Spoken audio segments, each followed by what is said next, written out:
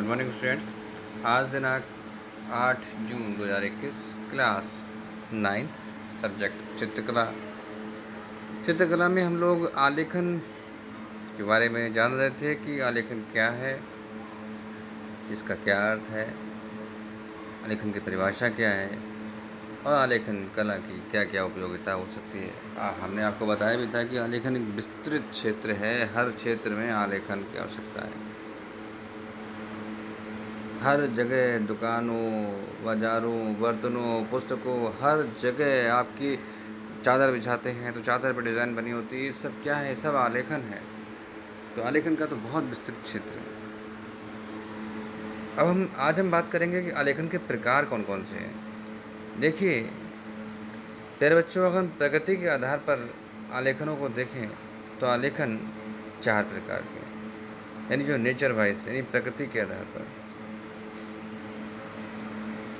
Number 1 हमारा आता है नेचुरल, यानी कि प्राकृतिक आलेखन, नेचुरल डिज़ाइंस। दूसरा है आलंकारिक आलेखन। तीसरा है ज्यामितीय आलेखन, यानी कि जियोमेट्रिकल डिज़ाइन। और चौथा है सूक्ष्म या मिश्रित आलेखन, यानी कि कंपोजिट डिज़ाइन। चलिए सबसे पहले हम बात करते हैं प्राकृतिक आलेखन की, यानी कि नेचुरल डिज़ाइन। अब आप समझ में आ गया होगा डिज़ाइन, जैसे मैंने बोला है। डिज़ाइन बोलते ही क्या हो गया, क्लियर हो गया कि डिज़ाइन तो बहुत सारे हैं। अब डिज़ाइन बहुत सारे हैं, आलेखन का पता नहीं था, तो अब आलेखन का भी पता हो गया, डिज़ाइन का भी पता हो गया, दोनों एक ही हैं। तो डिज़ाइन तो बहुत सारे हैं, हर चीज़ में डिज़ाइन है। तो सबसे पहले हम बात करते हैं प्राकृतिक आलेखन की। तो प्रकृति प्रदत्त रूपों की, प्रकृति द्वारा दिए गए रूपों की वास्तविक बनावट का उसी रूप में चित्रांकन करना प्राकृतिक आलेखन कहलाता है। इस प्रकार के अधिकतर आलेखनों में प्राकृतिक रूपों का, जैसे पुष्प का, कली, पत्तियों, पशु पक्षियों आदि का चित्रण लयात्मक तरीके से किया जाता है। मैंने आपको बता रखा है लयात्मकता क्या होती है। एक होता है साधारण सा पुष्प आपने बना दिया, वहीं आपने घुमावदार तरीके से बना दिया, तो क्या हो गया, वो लयात्मकता आ गई उसमें। इस प्रकार के आलेखन के प्राकृतिक रूपों में वास्तविक रंगों का ही प्रयोग किया जाता है। ठीक है, रंगों के बारे में हम नेक्स्ट वीडियो बनाएंगे। ठीक है, जब नेक्स्ट वीडियो हमारा रहेगा अगला टॉपिक कभी, तो उसमें हम लोग रंगों के बारे में बात करेंगे। बहरहाल अभी थोड़ा देर देखें। नंबर 2 हमारा है आलंकारिक आलेखन। देखिए अलंकारिक आलेखन, आप देखिए ये जो आप देख रहे हैं ना सामने चित्र, ये हमारा क्या है, ये प्राकृतिक आलेखन है। ठीक है, पत्तियाँ, पुष्प, लताएँ, ठीक है, और उनमें भी क्या है, लयात्मकता। ठीक है, इनमें एक लय है। देखिए कलियाँ भी है इसमें। चलिए नेक्स्ट हमारा है अलंकारिक आलेखन। इसमें प्राकृतिक रूपों के अलंकृत रूपों के संयोजन से बने आलेखन को आलंकारिक आलेखन कहते हैं। सुंदरता, इस प्रकार के आलेखनों में प्राकृतिक आकारों को सौंदर्य वृद्धि के लिए अधिक लयात्मकता और ज़्यादा घुमाव लिए हुए बनाया जाता है। इस प्रकार के आलेखनों में वास्तविकता का अभाव देखने को मिलता है। लगता है पक्का न जो है ये आर्टिफिशियल है, लेकिन इसमें आंतरिक सौंदर्य इतना अधिक दिखाई देता है। इस प्रकार के आलेखनों में कलाकार रंग भी अपनी कल्पना से किसी भी प्रकार से करने के लिए स्वतंत्र होता है। इस प्रकार के आलेखन आभूषणों एवं मंदिरों आदि में प्रयोग किए जाते हैं। नंबर 3 बच्चों हमारा है ज्यामितीय आलेखन, जियोमेट्रिकल आलेखन। देखिए ज्यामितीय आकारों के संयोजन से बने आलेखनों को ज्यामितीय आलेखन कहते हैं। इस प्रकार के आलेखन में वर्ग, देखिए तीसरा जो आपको दिखाई दे रहा है, ये वर्ग है, त्रिभुज है, वृत्त है, अर्धवृत्त है एवं अन्य ज्यामितीय आकारों का प्रयोग किया जाता है। इस प्रकार के आलेखन पूर्णतः ज्यामितीय यंत्रों द्वारा बनाए जाते हैं। इस प्रकार के आलेखन मंदिरों,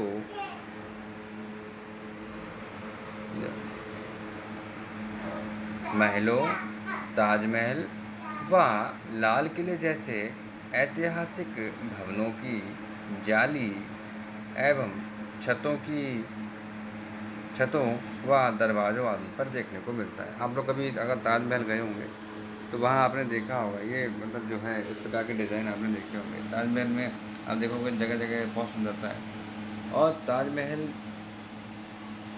की सुंदरता तो है ही, अन्य आप और भी जगह जाओगे, ऐसे मंदिरों में भी जाओगे तो आपको बहुत सुंदर सुंदर कलाकृतियाँ आपको दिखाई देंगी। आप लोग, मैं, मेरा एक जो है खुद का एक अनुभव है। राधा स्वामी मंदिर आगरा में है, दयाल बाग में राधा स्वामी मंदिर है। आप लोग कभी अगर वहाँ जाएंगे तो वहाँ आलेखन की सजीव मूर्तियों को आप देखोगे। मैंने कहा सजीव मूर्तियों को, मतलब वहाँ जो प्राकृतिक रूप से बनी हुई चीज़ें हैं वो वहाँ बनाई गई हैं, और पत्थरों को काट काट के, जैसे कि अंगूर की बेलें, पत्तियाँ, बहुत सुंदर तरीके से, मतलब आपको लगेगा ही नहीं कि ये कैसे करके इस बना है। और इतना सुंदर मंदिर बनाया है कि आप लोग उसकी कल्पना नहीं कर सकते, समझे। तो हम लोग जो है इसी प्रकार महलों में भी, ऐसे राजस्थान में बहुत सारे महल हैं, बहुत सारे महल हैं। आप उनकी कलात्मकता को देखकर अंदाज़ा नहीं लगा सकते कि किस प्रकार से उनको बनाया गया होगा। ये वहाँ पे जितना भी, चाहे वो मंदिर हो, चाहे महल हो, ताजमहल हो, लाल किला हो, ऐसी सारी इमारतों में ज्यामितीय आलेखन का उपयोग किया गया है। अब नंबर 4 हम क्या देखते हैं, अब आप लोग देखते होंगे अपने घर में भी, घर में जो आपने टाइल्स लगवाते हैं तो वो भी क्या है, ज्यामितीय आलेखन के अंतर्गत बनती है। मैं आपको बता दूँ, आप लोगों के लिए सिंपल सा तरीका कि आप टाइल्स को देखिए। टाइल्स या तो वर्गाकार होगी, ठीक है, या आयताकार होगी, ठीक है। अब अब हम बात करते हैं नंबर 4, सूक्ष्म या मिश्रित आलेखन, यानी कंपोजिट जो हमारा आलेखन है, डिज़ाइन है, उसके बारे में। प्राकृतिक, आलंकारिक और ज्यामितीय, देखिए यहाँ देखते हैं ज्यामितीय, इन तीनों आलेखनों के मिश्रण से बने, मतलब तीनों को मिला दो के से बने आलेखन को सूक्ष्म या मिश्रित आलेखन कहते हैं। इस प्रकार के आलेखन में कोई एक प्रकार की आकृति नहीं होती।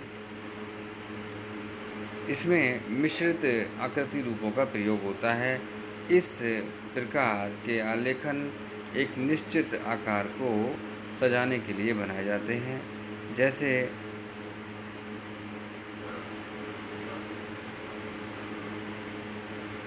ज्यामितीय आकारों से जाली या पृष्ठभूमि बनाकर उसके ऊपर प्राकृतिक एवं आलंकारिक आलेखन सजाना। इस प्रकार के आलेखन पूरी तरह से कल्पना पर आधारित होते हैं, और इन्हें बनाने के लिए उपयुक्त तीनों प्रकार के आलेखनों का ज्ञान परम आवश्यक है। क्योंकि देखिए, तीनों का ज्ञान इसलिए आवश्यक है क्योंकि ये तीनों का मिश्रण है, समझे।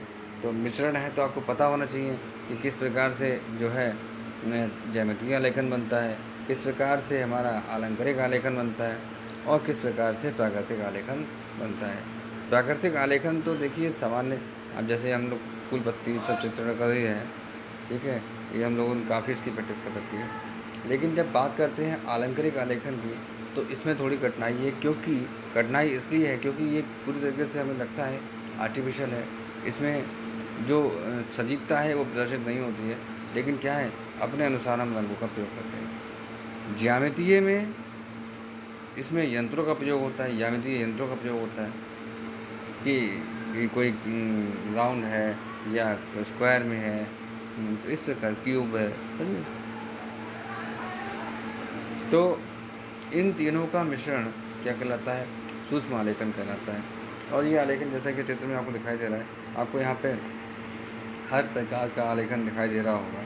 यहाँ चित्रण भी है, यहाँ यहाँ प्राकृतिक आलेखन भी है, यहाँ आपको आलंकारिक आलेखन भी दिखाई दे रहा है, यहाँ आपको ज्यामितीय आलेखन भी दिखाई दे रहा है। तो ये तीनों प्रकार के आलेखन आपको एक ही जगह पे दिख रहे हैं, इसलिए ये तीनों का मिश्रण है और इसलिए इसको बनाने के लिए तीनों का ज्ञान होना आवश्यक है। समझे? तो इस प्रकार से आज का हमारा वीडियो यहाँ पे समाप्त होता है। आशा करता हूँ वीडियो आपको अच्छा लगा होगा। इन सब चीज़ों को नोट करिएगा। और लेकिन डायग्राम आपको नहीं बनाने हैं, डायग्राम नहीं बनाने हैं, मैं फिर से कह रहा हूँ, डायग्राम नहीं बनाने हैं। आप लोगों को केवल इसको नोटिफाई करना है, लिखना है कॉपी पे, ठीक है। चित्र आपसे बाद में बनवाए जाएंगे, ठीक है। आपको डायग्राम नहीं बनाने हैं। चलिए, धन्यवाद।